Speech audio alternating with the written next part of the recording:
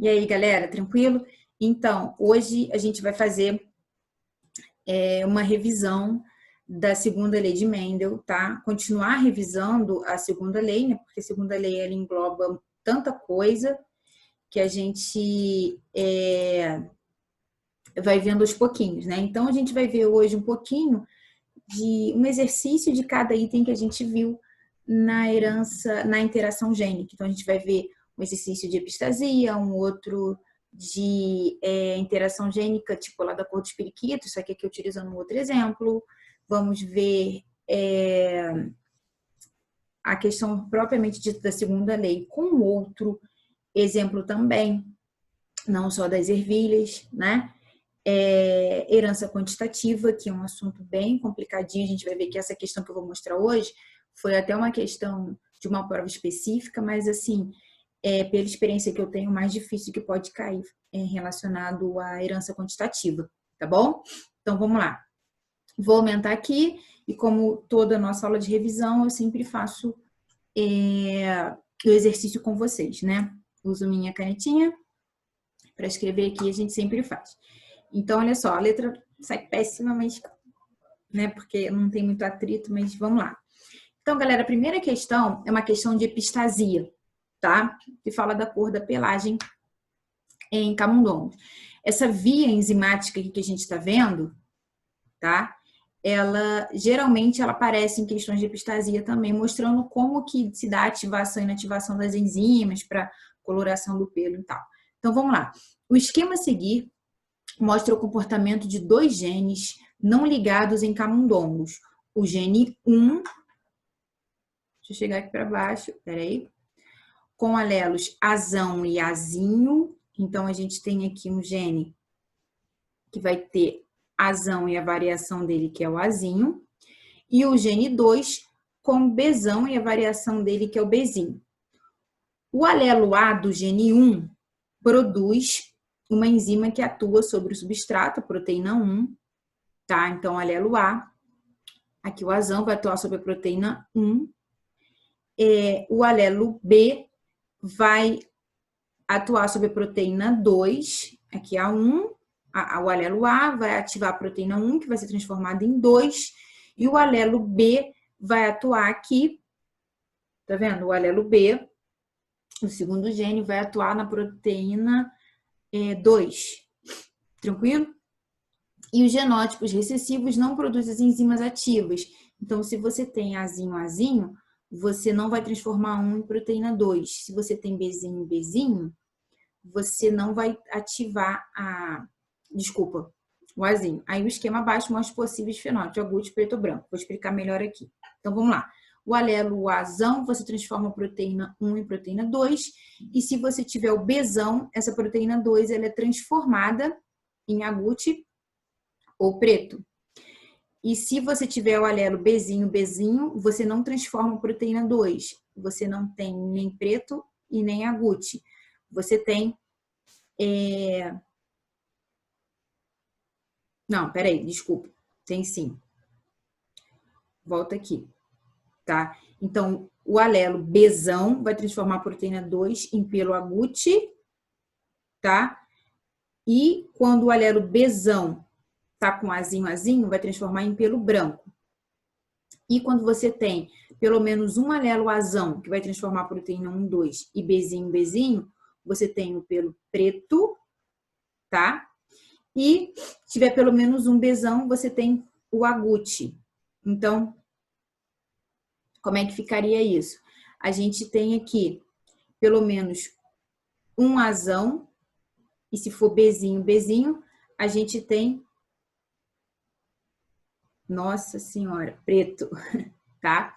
Se você tiver um alelo azão, pelo menos um alelo azão e pelo menos um bezão, eu posso ter azinho, azão, eu tenho pelo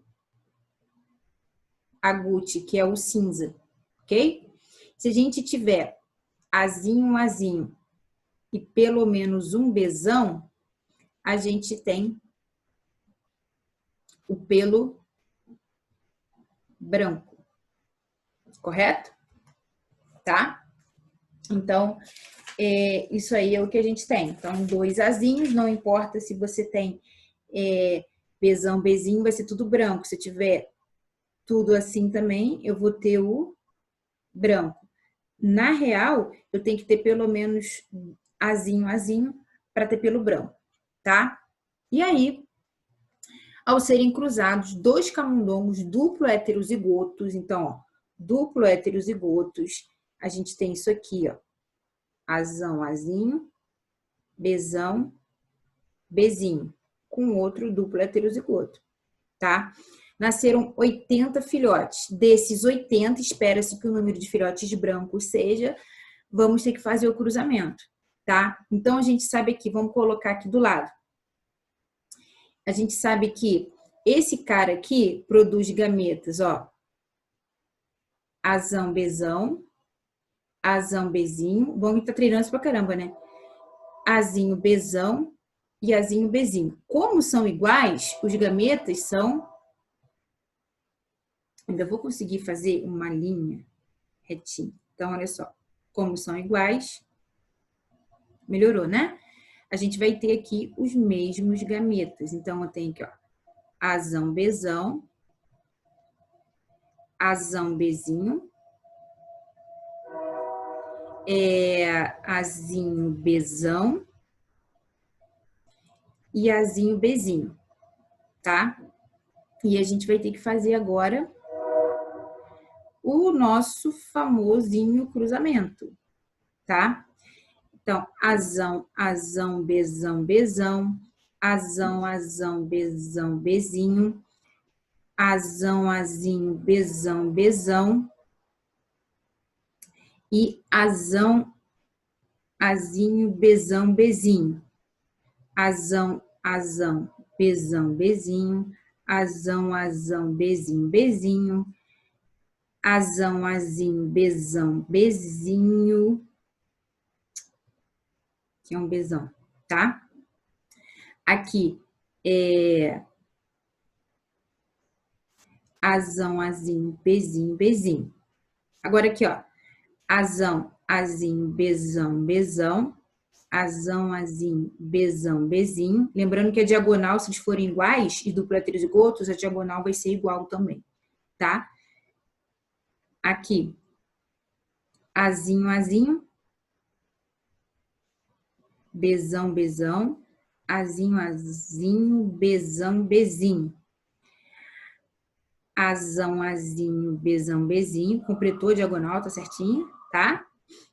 Azão, Azinho, Bzinho, Bzinho. Azinho, Azinho, Bzão, Bzinho. E Azinho, Azinho, Bzinho, Bzinho. Então, ele quer branco. Para ser branco, eu tenho que inativar a primeira enzima. Quem ativa a primeira enzima? São todos azinho, azinhos. Então, a gente tem aqui, ó. Esse cara aqui é branco. Esse é branco. Esse e esse.